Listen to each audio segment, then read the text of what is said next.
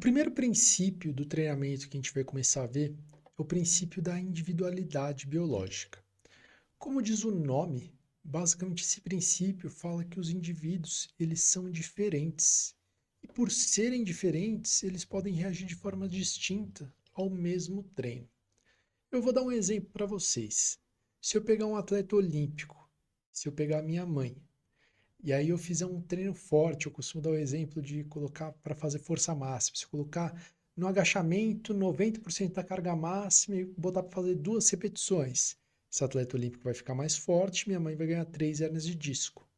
Você vê que indivíduos diferentes reagem de formas distintas. Óbvio que eu peguei um exemplo muito esdrúxulo, muito heterogêneo, mas eu tenho certeza que dentro da equipe de cada um, você vai ter atletas que vão se recuperar mais rápido, tem atletas que vão demorar mais para se recuperar, tem atletas que vão sentir mais a carga, tem atletas que vão responder mais tranquilo, precisaria de um estímulo mais intenso para esses atletas.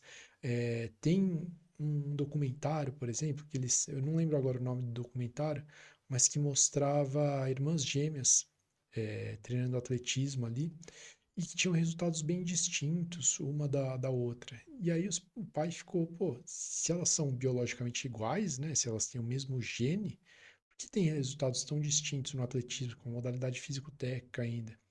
E o documentário mostrava que a parte psicológica das meninas era muito distinta. Quando ia ficando em fadiga, uma das meninas falava que ficava com mais vontade de ir lá e continuar treinando, outra menina disse que começava a desanimar.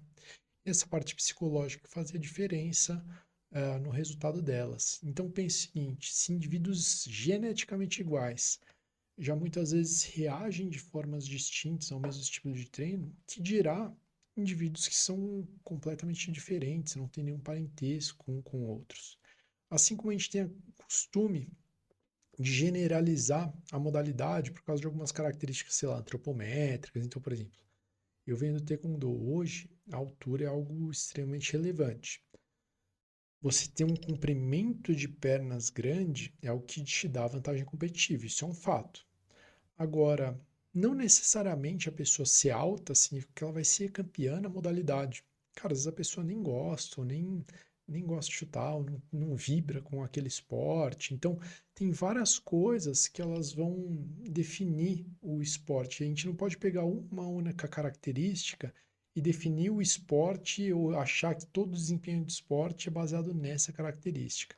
Então, basicamente, o princípio da individualidade biológica ele mostra para a gente que os indivíduos são diferentes e a gente tem que pensar o processo de treinamento de uma forma um pouco mais complexa. Ficar dando sempre o mesmo estímulo para todo mundo talvez não seja a maneira mais eficiente. E aí entra aquele problema que a gente tem hoje, que é o quê? De olhar o atleta, a gente está numa época de Instagram, de redes sociais, aí eu vejo o treino do campeão mundial e eu falo, pô, se eu fizer o mesmo treino do campeão mundial, eu vou logo, logo me tornar campeão mundial. E a verdade é que não necessariamente, porque você não é igual ao campeão mundial. Ele tem uma genética, uma condição física, um histórico de treino e está em determinado nível.